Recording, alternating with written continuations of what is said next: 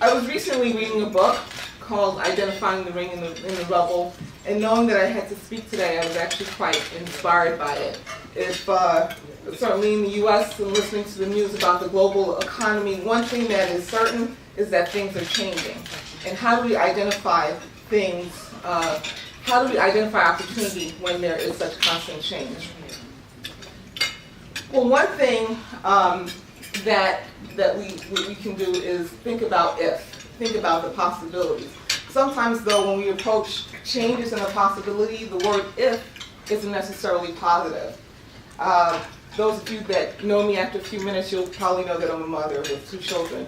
And most of my challenge is not always at work and leading there, but if you have a couple of kids, you know that kids can be a little challenging.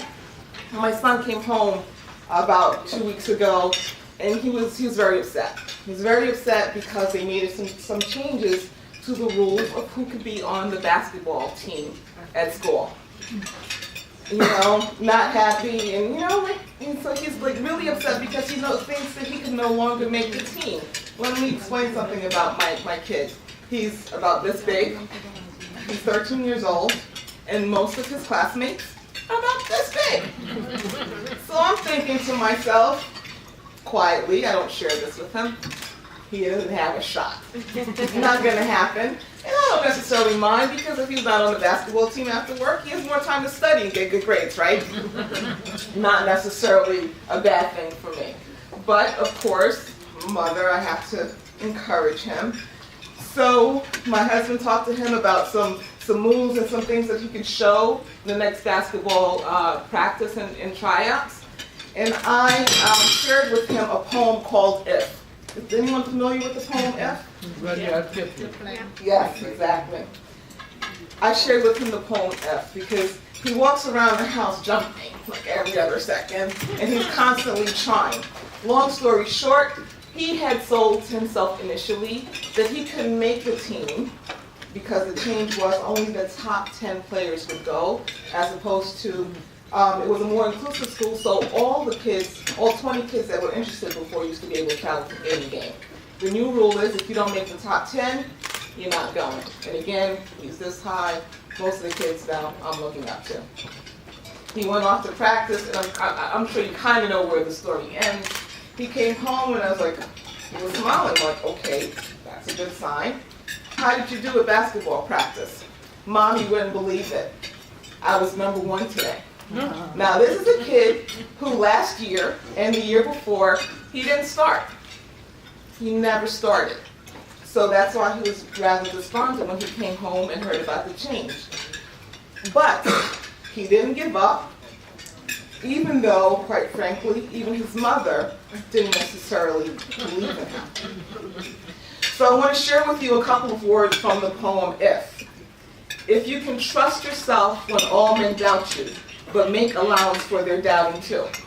Luckily for him, he made some allowances for his doubting mother. Okay?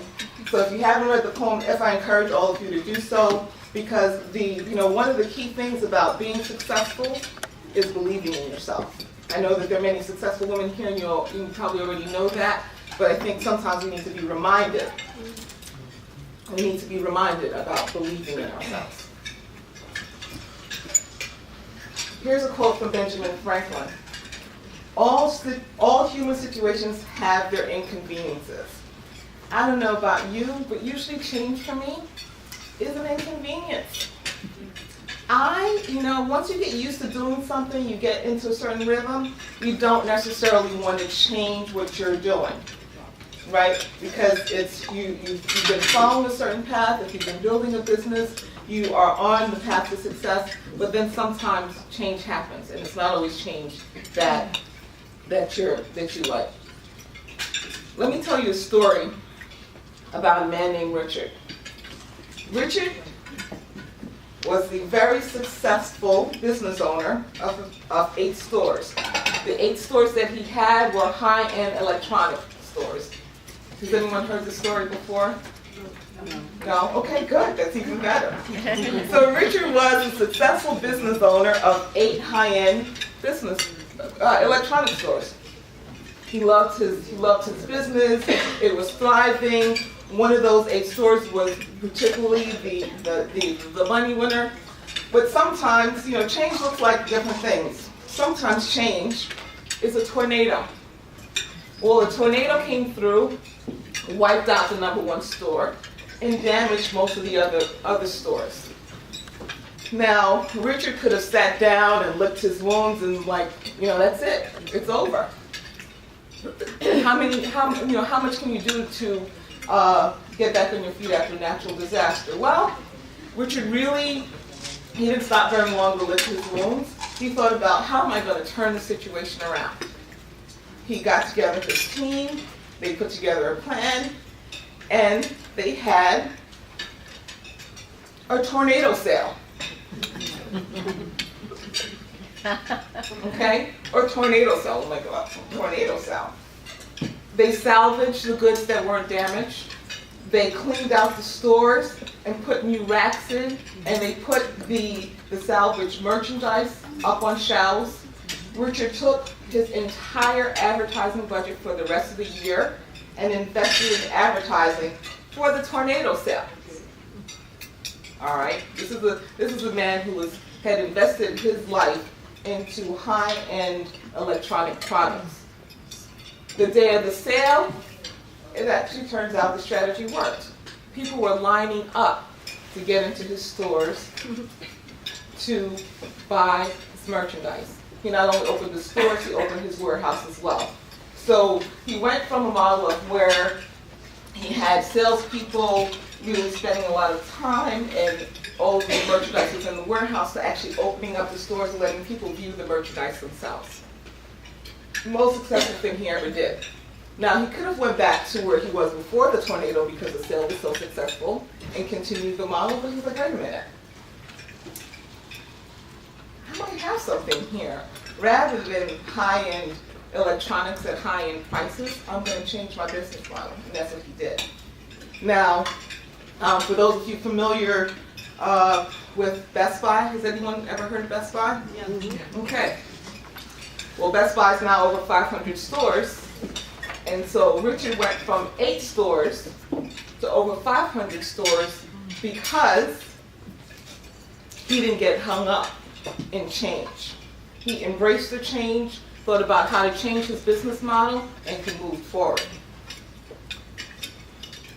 So, what's one rule? I'm going to share with you 3 rules today. This is strategic rule number 1. Start digging. Start digging. Don't get hung up in what might have gone wrong, but really think about how can I move forward and start digging. Start looking for the new opportunity or the new ring in rubble. Okay, when the tornado hit, Richard's business in some of his stores was literally in a rubble, but he didn't let that stop him. He didn't hold on to his old business model. He started something new. So think about over the next course of the day or so, what's your rubble? What's that challenge that you're facing that's really just throwing you off? And what's that new thing that you can do to help you move forward? I'm going to go back to this, which I call it CBA. Okay, CBA, conceive, believe, achieve. I'll talk about my children for a second. Now, one of the things that I've been telling them since they probably before they could fully understand me, if your mind can conceive it and your heart can believe it, you will achieve it. Okay? You have to believe that. Think of new ideas. Start digging for that new idea. Believe in it. Because if you don't believe in it, it's going to make it really tough to happen. If your mind can conceive it and your heart can believe it, you will be able to achieve it. But you got to start digging for that new idea. Think about what that rubble is and how you can find that ring. Now, keep in mind that the first time you go digging, you might not always find it. Right? You might not always find it. So related to that, rule number 2, be willing to let go. Okay? You might come up with something, you might invest tremendously in it, but it may not work. In other instances, you may actually have a very successful business and a very successful business model, and you have a tremendous amount of resources and energy invested into that. But if you're going to grow, if you're going to get to the next level, you have to be willing to let go of something. I was sharing with Sunita earlier, and she said, "Oh, is that a new MetLife philosophy?" Because she shared that her manager had said something similar. You know, very often when we have existing revenue streams, we're holding on to the bag. We're holding on to it, lugging it around, we're investing everything into it. But it's so, I was going to use a bad word, sorry. It's so heavy. It is so heavy that it's impossible to find that new thing, because unless we give up some of the energy and the resources that we're putting into our existing revenue streams, we're not going to be able to find new ones. I can say that's actually true about relationships also. Been through a divorce recently, so I can tell you a lot about it, okay? But sometimes when you're so strongly invested into something that's not working, or that's not delivering enough for you, you don't realize how to move forward. One last story on this, and I'll move on. My brother-in-law worked for a telecommunications company for 15 years. He is the sole breadwinner in his household. He's been married to my wonderful sister for over 28 years. They have 4 children. He's the sole breadwinner. He was laid off. He spent so much of his time flying around the country for this company, and he laid him off. So what did he do? He founded a telecommunications consultant company, because that's what he knew how to do, because that's what his career was in. He did all right. He was making a couple $100,000 a year in sales, and we all know that sales doesn't necessarily translate to the money you're taking home. He had a couple $100,000 in sales. But, you know, getting that couple $100,000, he really wasn't able to spend much time with his family. So he had to think about, what else do I do? He evolved his business model. He's now, he now has a couple $1 million in sales in electrical contracting. But he had to be willing to let go of what he had invested so much of his time and knowledge in, and be willing to take on something new. So rule number 2. Be willing to let go. Over the next 24 hours or the next week, I want to challenge you all to let go and dig a little deeper. Think about, what are you holding on to in reality that is holding you down or holding you back? Think about that.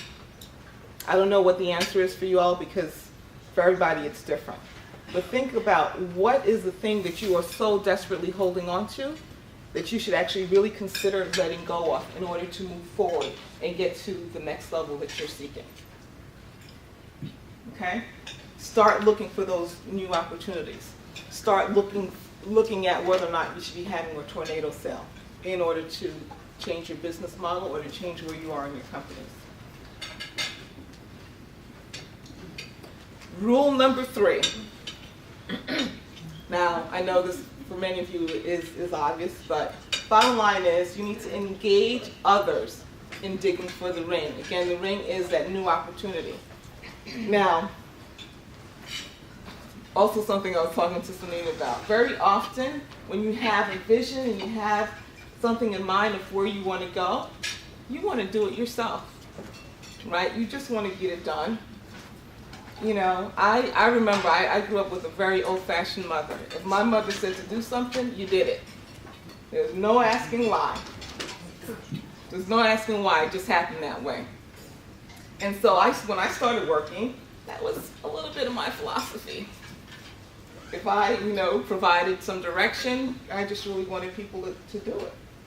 But as I moved up in responsibility, it became clear to me that that wasn't going to work. If I was going to get where I wanted to go, that model of just saying do and not providing very much explanation wasn't going to work. I really needed to enable others, to explain to others what it is I was trying to accomplish, and engage them and learn about them and what they knew and what ideas they had in order to move forward. So key to being successful and to leading others is to engage others in what it is you're trying to accomplish and be willing to lead them through that. Now, while you're letting go and making some mistakes, you gotta be willing to let others make some mistakes also. Several years ago, I was working for someone who is extremely successful now, and she had what she thought was a brilliant idea, and she managed a department. So we all jumped in and we went ahead and helped her achieve her vision. Well, turns out it wasn't such a great vision. So we were sitting around a conference room table, and she said, "Well, whose brilliant idea was that anyway?" We're like, "Oh my God, does she remember this was her idea?" And she did. And she said that. But what she was putting out there, since she had engaged all of us in supporting her on that idea, was that sometimes it's okay to fail. Okay? If you're going to engage others in digging, you also have to allow them to bring their ideas to the table and make it okay to fail. Because if the first thing you do when they are engaged in that vision with you and they're trying to help you get there, if they make a mistake and you kick them out, I mean, and I'm not saying that there aren't some people that do that, but you have to let them know it's okay to take risks and understand what they are looking for as well. And use them or work with them to help you move forward. Some things about engaging others in a dig for them. Think about whether or not you know what motivates them. Another thing about me that I had to learn to change is that I'm willing to work till 1, 2, 3, 4 o'clock in the morning to get it done. Everyone, not necessarily there with me, but I need to understand what motivates them and what they're willing to do in order to best capitalize them in the shared vision. Another thing that I'd like to encourage you all to do today is think of a change that you want or that you're leading and that you want to lead other people through. Think about what's in it for them. I have to tell you, most people that I work with, they're not in it for the money. Yes, a raise or bonus sometimes will incent them, but very often, that's not the motivator. Think about what you're leading them through. Make sure you understand what motivates them. Make sure you're communicating what your vision is and how they can help you get there. So as you think about your ring, what you're trying to let go of, also think about the people that you can engage in order to help you get there. To summarize and to wrap up, in terms of leading through change, 1, start digging. Don't get hung up on what may have happened and allow that to sidetrack you too long. Start digging. Start digging and inspire shared vision. The reason that Richard, who is the CEO and founder of Best Buy, was able to get where he was is because he engaged his team in what he was trying to accomplish, and he started digging and he inspired that vision. Number 2, let go. Let go of something that is holding you back. Challenge the process. Very often people continue a process because that's the way that it was always done. Okay? When you take over a department or take over a company, when you start asking, well, why is it done, or how was it done, or how we can do it differently, be willing to challenge the process and let go. Number 3, engage others to dig. Encourage them and enable them to come up with the best ideas. Diversity of ideas and thought is often what gets you to the best outcome. That's all that I have for you today. Many of these ideas are in a book that I read recently. It's called The Ring in the Rubble, Dig Through Change and Find Your Next Golden Opportunity, and it's by Gary Barth. Thank you. Have a good lunch. Enjoy the rest of your day. Here's the table.